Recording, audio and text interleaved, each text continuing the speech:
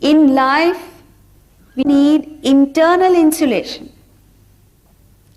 If you don't have this internal insulation, what happens is, when it gets hot around, for instance, somebody throws angry words at you, what happens? You get heated up. And then it's disastrous. When there are calamities that take place outside, you get shocks, mental shocks. And the magnetic forces of the world distort your personality, create aberrations within your personality, create a state of abnormality in your personality.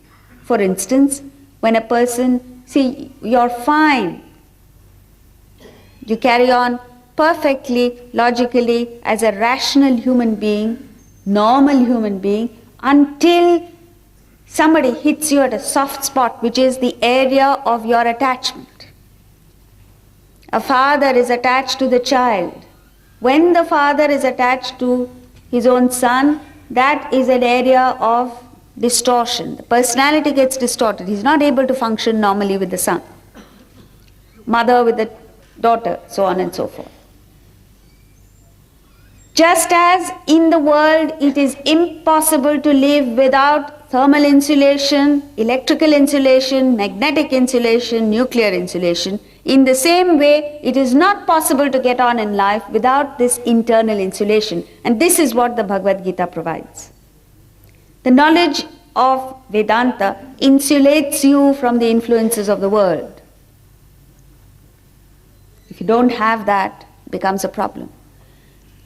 Now, as it is, we are in trouble. And modern technology makes it that much worse. The sense objects have a magnetic influence on your sense organs. But modern technology has made sense objects that much more refined. They've developed them, they've refined them, made them more attractive, such that whatever little insulation you may have had, whatever little control you may have had, falls to pieces. You succumb. Then attachment. You're attached to your children, but then you send them abroad, you send them to the United States for studies, further education. In the olden days means not so much long ago, say about 20-25 years ago, when the student went to the States to study, yes, in the beginning he felt homesick, he wasn't happy there, he was miserable in fact. And it was not possible to call home every now and then. So what the maximum that was allowed is a letter written once in a week, once in 10 days, which would take 4 weeks to reach, both ways. And a phone call was a luxury which was made once in a month. Today, you can chat thanks to modern technology. You can chat every single day. There are mothers who chat with their sons 1 hour every day. When he was here, she wouldn't speak to him for 1 hour every day. And then you have this, what is known as webcam. You know what the webcam is? A little camera that's attached to the computer, which actually not only carries voice, but the video image. Now, if you operate with that every single day, what happens is, you don't give each other a chance, or certainly you don't give the child a chance to get adjusted to that environment. So when the child is unable to adjust to that environment, the misery is prolonged for that much longer. So whereas earlier the child got adjusted within a month or two, now it takes a year or two. Sometimes he never gets adjusted. So also when the daughter gets married and goes to her mother's house, perhaps to her in-laws' place, which is far away, same principle. You don't give her a chance to settle in the new environment. The mother is constantly after her. Every single day phone calls going backwards and forward, SMS messages going backwards and forward. chats going backwards and forward. So the point that we're trying to make is that when this attachment is there and you don't give a person a chance to resettle, readjust to the new environment, you are in fact being your own child's worst enemy. In Indian culture, they understood the concept of detachment. Detachment doesn't mean letting go of the person.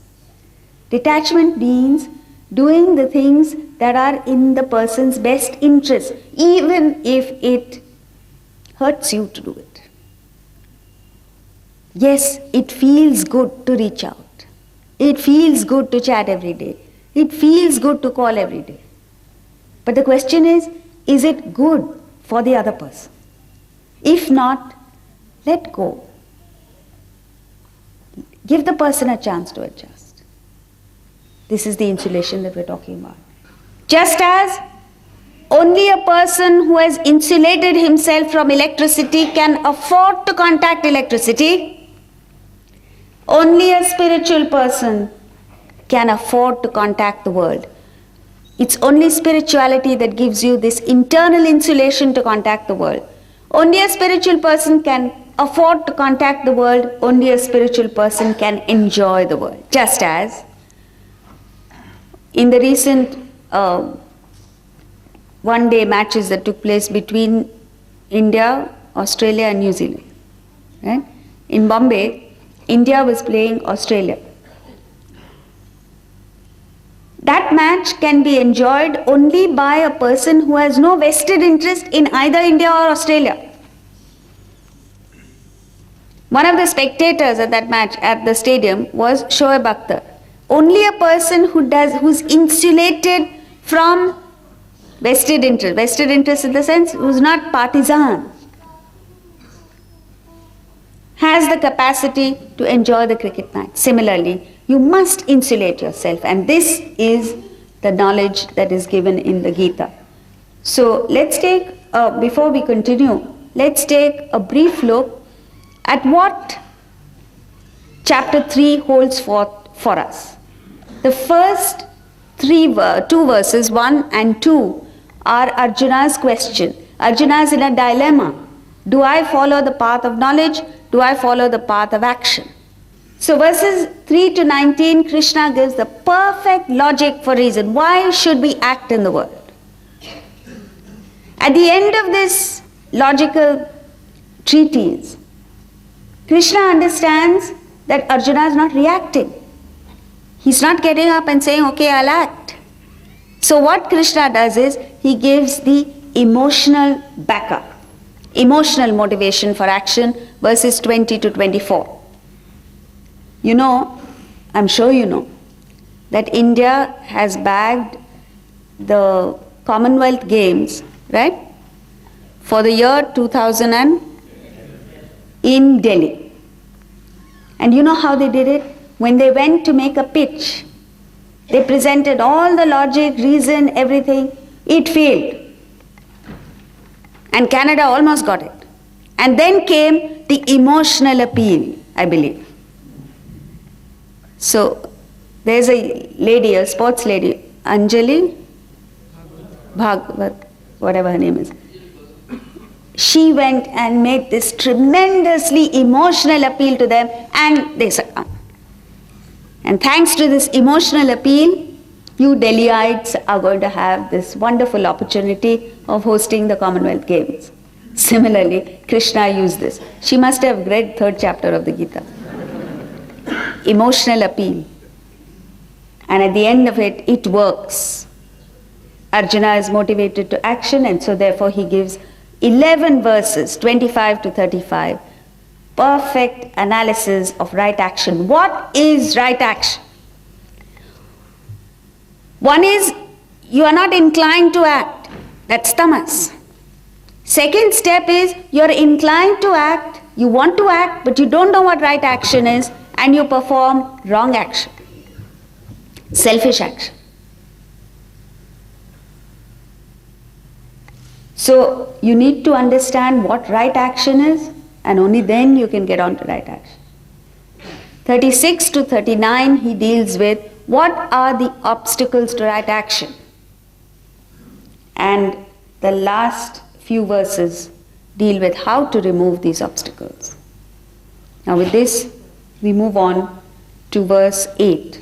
Niyatam kuru karma tvam karmajyayo hyakarmanaha sharirayatra pichate na prasidhyeda karmanaha. Yatam kuru karmatvam, he says, perform your obligatory action.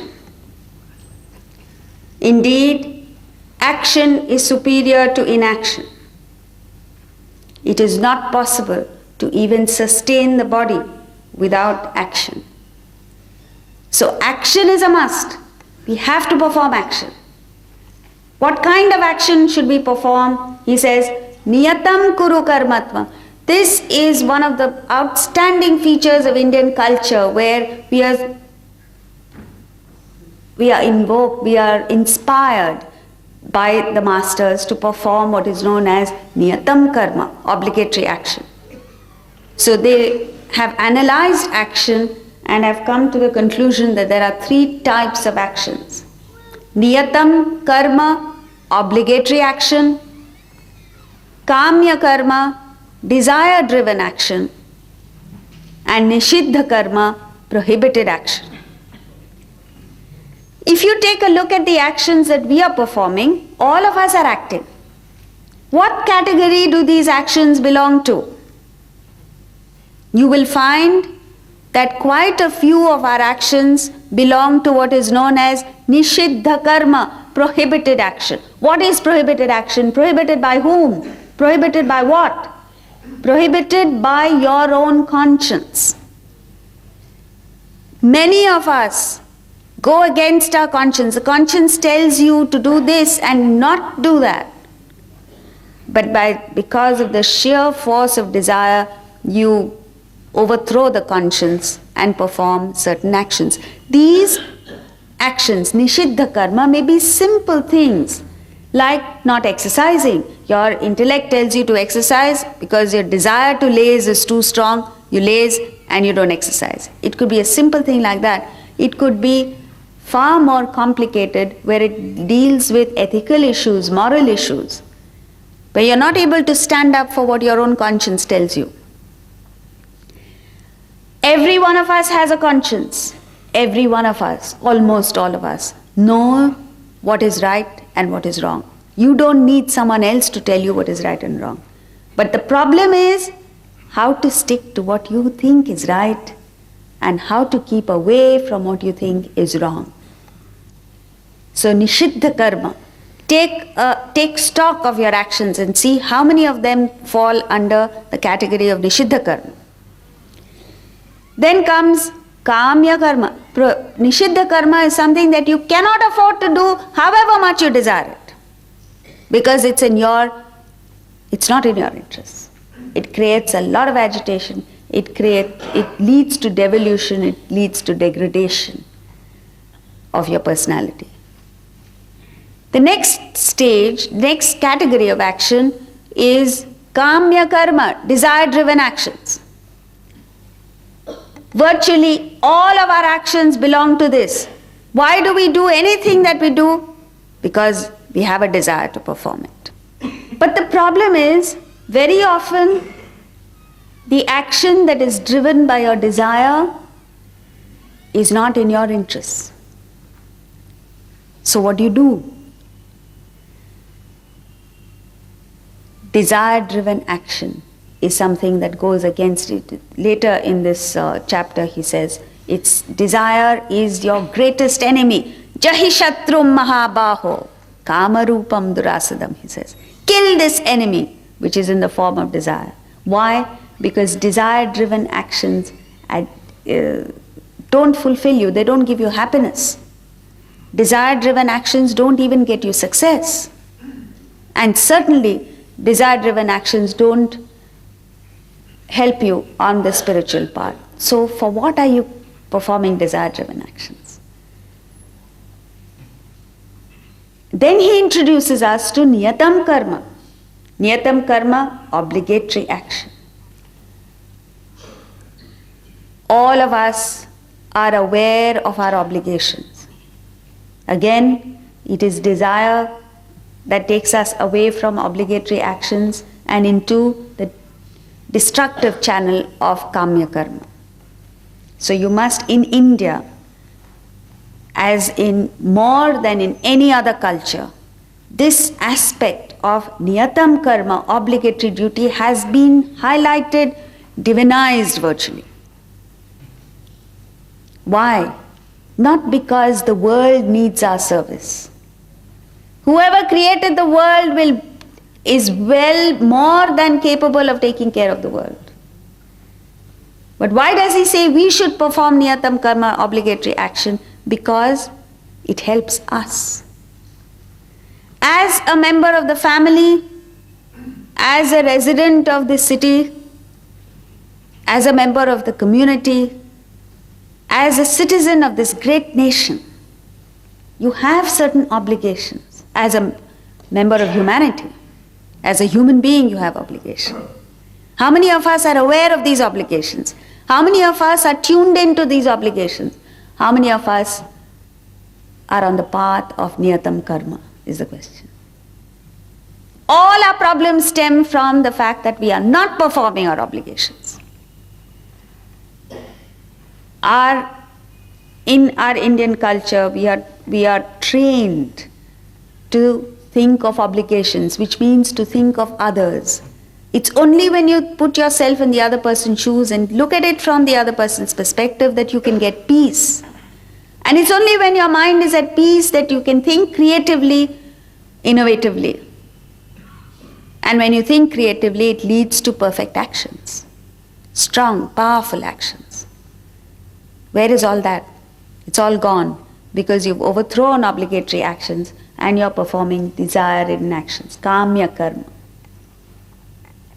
Therefore, fix a higher goal and keep working towards it.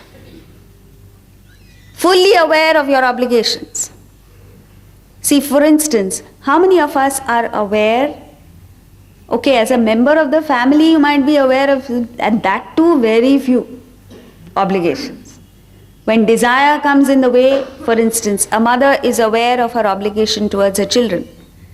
But when the desire comes in the way, she wants to go partying or entertainment, then she sets aside the obligation towards the children and goes. It's either that or there's an obsession with obligation. Oh, children, children, children, what will happen to them without me? Both are wrong.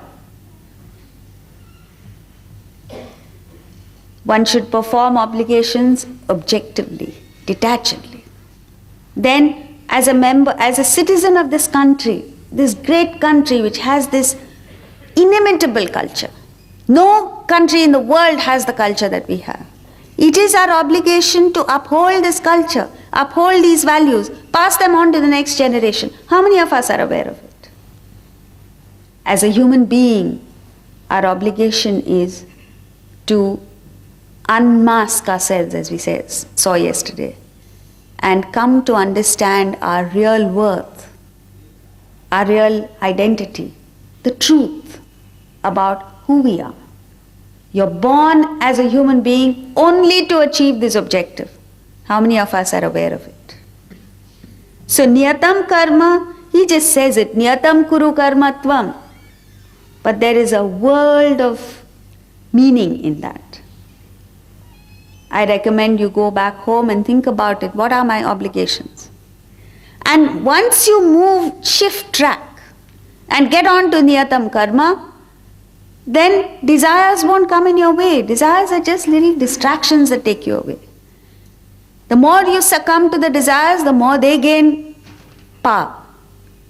The more you stand up to them, they wane away, they don't disturb you. Now, niyatam karma is further classified into two categories. One is nitya karma. There are certain duties that you have which are permanent. In your lifetime, you have those. Regular, routine duties that you have to perform every day or most part of your life. Then there is what is known as naimittika karma. Naimittika karma is an occasional duty, special duty that arises because of a particular circumstance. For instance, if you are passing by on the road and you happen to see a gruesome accident, and there's a person who's injured, is badly in need of help, you can't say, it is not, I don't know the person, it is not my obligation to take care of the person.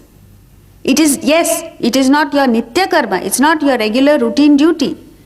But because of the particular circumstance in which you have been placed, it becomes your duty to help the person to the best of your ability. At least ring up the police, maybe get the person to a hospital, etc. So, niyatam karma belongs to two categories, nitya karma and naimittika karma. Perform your obligatory action, for action is superior to inaction. Categorically he says that. It is not possible for you to even sustain the body without action. The more inactive you get, the more disease-ridden you get. The more active you are, the healthier you are. So at least for the maintenance of your body you should act. This is what Krishna is telling, not Arjuna. He is telling all of us here. Verse 9. Yajnarthat karmanonyatra lokoyam karma bandhanaha tadartham karma kaunteya mukta sanga samachara. O Kaunteya, son of Kunti, very lovingly he addresses Arjuna by various names. And Kaunteya communicates the extreme love and affection that Krishna has for Arjuna. He loves him as a brother. So Kaunteya, perform action for yajna, sacrifice, free from attachment. The world is bound by non-yajna actions. In this verse, he reminds us of a ritual, an ancient Vedic ritual called yajna. You're familiar with Havan? Havan is yajna. The ancient Vedic ritual yajna is fire worship. And it's like this. There is a fire invoked in a brick-walled trough called kund. And in that kund, the fire is started, the priests are chanting mantras, and the community gathers together for this ritual. Various kinds of yajna are performed, but this is the basic. As the priests chant mantras, the members of the community come one by one and offer grain or ghee into the fire, and this ghee or grain is called ahuti. Ahuti literally means offering. When they offer ghee or grain into the fire, what happens to the fire? The fire is kindled, it shoots up. And when the fire shoots up, the belief is, at that time, the belief was that fire god has been propitiated, fire god Agni has been propitiated, and Agni blesses the participants. So this went on, the ahuti kept being offered into the fire until all the fuel was exhausted. And when all the fuel was exhausted, the ash that was left was applied on the forehead in 3 stripes, and the community members went to the temple and prayed. This is the ritual. This ritual is performed even till this day. But the difference is the significance, the thought behind this ritual, the power in this ritual has been lost. So what is the significance? Now, you must remember that the background of the Bhagavad Gita, the backdrop of the Bhagavad Gita is a battlefield. And as we said yesterday, Arjuna asked Krishna to drive him between the two armies, and it is at that time that Arjuna gets weak-kneed, gives up and asks for help. So, in the middle of the battlefield, there are enough fires